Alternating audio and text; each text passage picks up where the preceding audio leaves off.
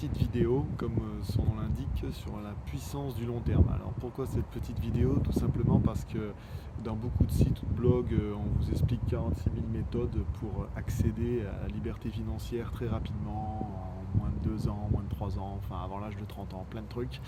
Moi je vais prendre un peu le contre-pied, je vais vous expliquer, je vais vous donner des techniques qui vous permettront entre autres d'apprendre, par exemple, vous constituer une épargne, d'apprendre à maîtriser certaines techniques pour votre référencement, pour par exemple la construction de votre site de réservation, quand vous aurez des biens et que vous ne voudrez pas passer par des plateformes de résa type Airbnb ou Booking, enfin vous montrer que vous faire un listing des techniques qui à long terme vont vous apporter de la plus-value, quel que soit le domaine dans lequel vous travaillez. Alors on va commencer d'abord par les techniques plutôt liées au référencement. Donc il y en a deux que je connais et sur lesquelles j'essaie de travailler à travers mon blog et ma chaîne YouTube. Donc la première, ça s'appelle la technique de longue traîne. Alors la technique de longue traîne, c'est prendre le contre-pied en fait du CEO. Alors CEO, je ne me rappelle plus en anglais ce que ça veut dire, mais en gros, CEO, c'est le référencement par des mots-clés.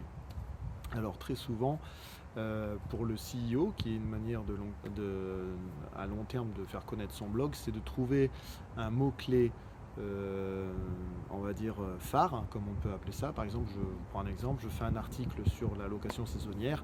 Le mot-clé, ça va être location saisonnière, par exemple, ou location. Voilà, pour essayer de trouver votre blog le plus facilement. Et le but, en fait, c'est de faire remonter votre page ou votre site dans les premières recherches qui vont s'afficher notamment par le moteur de recherche Google, hein, qui est le moteur de recherche que tout le monde, les 3 quarts des gens utilisent. Donc ça, c'est pour le SEO, on se base sur un mot-clé, voire 2, enfin pas plus.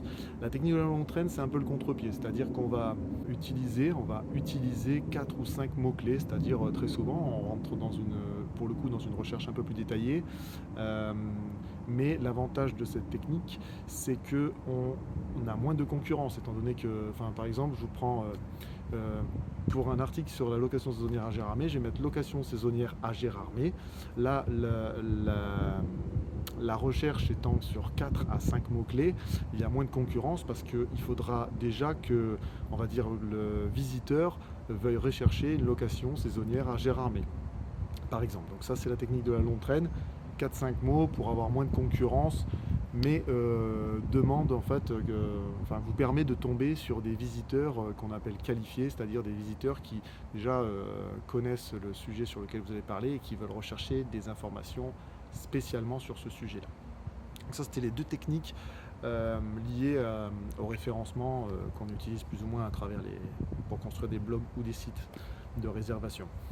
Après, c'est plutôt du développement personnel et lié à la mémorisation. Alors là, une technique que j'ai appris il n'y a pas très longtemps grâce à des bouquins et à des applications qu'il utilise, c'est la mémorisation à répétition espacée. Alors c'est barbare, mais tout simplement c'est une des techniques de mémorisation par répétition. Alors là, il y a 2 choses pour la mémorisation, hein. Il y a ce que j'appelle la mémorisation par répétition, que des fois dans certaines vidéos vous m'entendez dire que c'est de la martothérapie. Donc là, c'est tout simplement par l'effet de répétition, un peu comme les enfants qui apprennent à marcher, par l'effet de répétition qu'on arrive à mémoriser les choses et qu'on arrive à acquérir des compétences. La mémorisation à répétition espacée, c'est plus là pour le coup avec une aide par des applications. Par exemple, moi j'utilise une appli qui s'appelle Mosalingua pour apprendre des langues.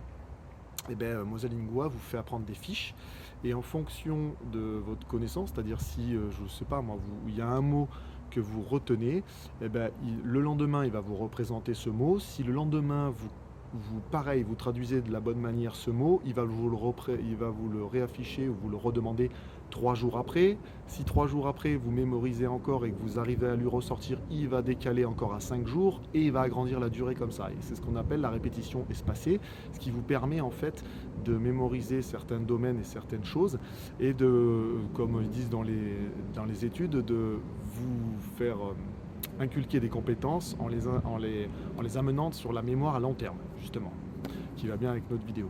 Donc ça, c'était sur les deux aspects de mémorisation.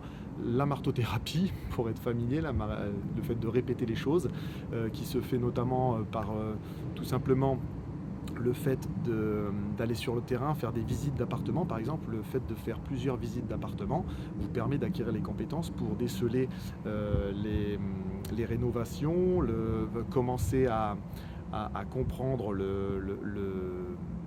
les différents domaines qu'il faut prendre en compte pour acheter un appartement, donner les connaissances sur la ville sur laquelle vous allez investir. Et ça, c'est le fait de faire plusieurs visites dans la même ville sur des biens, sur un type de bien que vous recherchez à acheter, par exemple.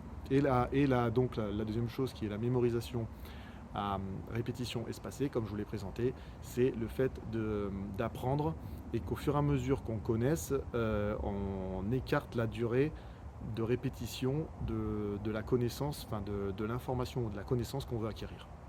Voilà, bon. La deuxième est technique, je vous avouerai qu'elle est plus faite pour tout ce qui est apprentissage des langues et à le faire. La première technique est mieux par la répétition, c'est le fait de lire des articles sur le même domaine, le fait par exemple de visiter le même type de bien dans la même ville qui vous fait connaître la ville de plus en plus et connaître de mieux en mieux les appartements que vous recherchez avec les critères que vous ne voulez pas et vous donner plus de connaissances pour arriver à établir, on va dire, un petit peu le coût de la rénovation pour amener une plus-value dans cet appartement. Ensuite, là encore, c'est une manière de réfléchir, c'est de bien définir ses objectifs. Et quand on définit bien ses objectifs, ça fera l'objet d'une autre vidéo petite pour vous expliquer comment on définit un objectif, mais un objectif, en gros, pour qu'il soit réalisable, il faut qu'il soit cadré dans le temps. Et pour qu'il soit encore bien, notamment dans une aventure immobilière, comme je l'appelle, qui va durer un certain nombre d'années pour se constituer un patrimoine, il faut cadrer des objectifs à différentes périodes du temps. Par exemple, moi j'en ai cadré un pour l'année prochaine à court terme, j'en ai cadré un dans les 5 ans, j'en ai cadré un dans les 10 ans, qui me donne à chaque fois des objectifs à atteindre. Mais pour faire ces objectifs, notamment dans l'achat immobilier, on voit bien que il y a une complexité qu'on va devoir simplifier. Pour simplifier un objectif complexe, on va le diviser, le découper en actions simples. C'est-à-dire que, par exemple, pour l'achat d'un appartement, pour vous donner le rapide, en résumé, pour acheter un appartement, tout d'abord, on doit se former en lisant des articles et en regardant des vidéos pour connaître les différents domaines pour acheter un immobilier. Ensuite, il va falloir se renseigner sur la fiscalité. Ensuite, il va falloir visiter les appartements pour connaître la ville et les appartements qu'on veut, ainsi de suite, pour arriver à notre objectif qui est d'acheter l'appartement et d'avoir notre premier bien à mettre en location. Voilà, ça c'était pour vous détailler la chose. Et enfin, la dernière chose que j'arrête pas de vous répéter, c'est se former constamment, et notamment se former pour passer à l'action de manière raisonnée. C'est-à-dire que on apprend quelque chose, on essaie de le mettre en place ou de l'appliquer à notre petit niveau. C'est-à-dire par exemple, moi, j'avais besoin de me constituer une épargne, donc je me suis formé en me renseignant, en lisant des articles, en regardant des vidéos, et j'ai mis en place. Donc je vous avais sûrement lu quelques articles sur mon blog, moi pour par exemple me constituer une épargne. Alors après ça c'est ma manière de faire, vous pouvez la faire d'une certaine manière. J'ai fait deux choses, j'ai fait une épargne que je peux avoir accès tout de suite, ça c'est pour répondre très rapidement en réactivité à des aléas ou des problèmes qui pourraient arriver, je sais pas moi, pour rembourser mon crédit ou pour une casse, quelque chose. Et après j'ai constitué aussi une épargne, on va dire, alors pareil pour répondre aux aléas de la vie, mais surtout me constituer une épargne pour plus tard, pour peut-être acheter un deuxième bien, un troisième bien, parce que je pense déjà à la suite. Donc pour faire ça, par exemple, je me suis j'ai tout simplement ouvert des assurances vie, des comptes d'assurance vie, avec une partie en actions et une partie en fonds en euros. J'ai fait une vidéo là-dessus, je vous laisserai aller voir cette vidéo, je la mettrai sous la vidéo. Donc vous voyez tout ça, ce sont des techniques qui vous permettent de gagner en productivité, par exemple, d'acquérir des compétences, mais ce qu'on appelle la puissance du long terme, c'est qu'à force de les faire et de les instaurer dans votre manière de faire et manière de réfléchir, elle va vous apporter quel que soit le domaine que vous allez faire en fait. Donc je répète, pour tourner plutôt pour le site de réservation de vos appartements ou un blog, c'est les techniques de longue traîne et le CIO, c'est-à-dire le référencement naturel, ça c'est à base de mots-clés. Ensuite, nous avons tout ce qui est la mémorisation, donc comme je vous l'ai dit, par la répétition, comme les enfants, hein, ça peut être la répétition de lire quelque chose ou d'apprendre quelque chose, ça peut être par l'échec, hein, les enfants apprennent par répétition par l'échec, c'est-à-dire que par exemple pour apprendre à marcher, ils tombent, ils se relèvent, ils tombent, ils se relèvent, ils tombent, ils se relèvent. Il y a une étude qui dit, je crois que c'est des centaines et des centaines d'essais pour l'apprentissage à marcher par exemple. Et après nous avons tout simplement la manière de réfléchir, c'est-à-dire en définissant ses objectifs, en découpant ses objectifs en actions simples pour les mettre en place et pour recueillir l'expérience du terrain, comme on dit, hein, pour appliquer concrètement et apprendre concrètement et donc beaucoup plus rapidement. Et ensuite, il y a la formation qui, avec le même objectif, qui est de vous faire réfléchir sur certains sujets, apprendre des compétences, des connaissances sur un certain sujet pour pareil passer à l'action mais de manière raisonnée.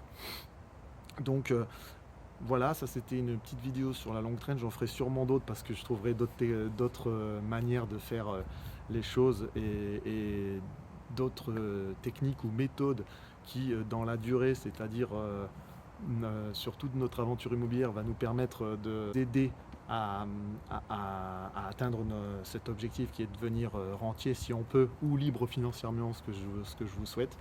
Donc je vous dis merci de m'avoir vu et je vous dis à une prochaine. Allez, ciao la communauté.